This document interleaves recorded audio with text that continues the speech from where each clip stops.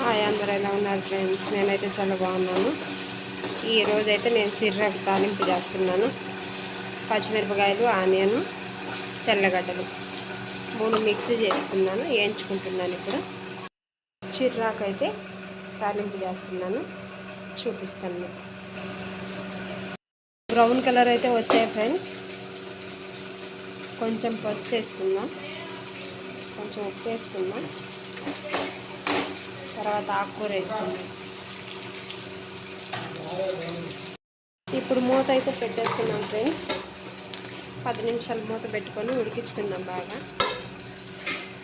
చూడండి ఫ్రెండ్స్, ఒకసారి మూత తీసుకొని కలబెట్టుకుందాం. ఎలా అయిందో చూద్దాం.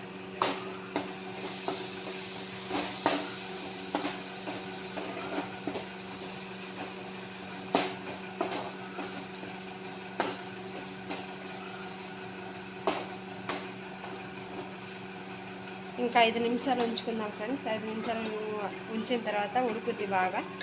కొంచెం దాంట్లో కొబ్బరి కారం వేసుకొని దింపేసుకుందాం. ఫైనల్లీ మన ఆకుకూర అయితే రెడీ అయింది ఫ్రెండ్స్. ఇప్పుడు కారప్పొడి, కొబ్బరి కారం అయితే వేసుకుందాం.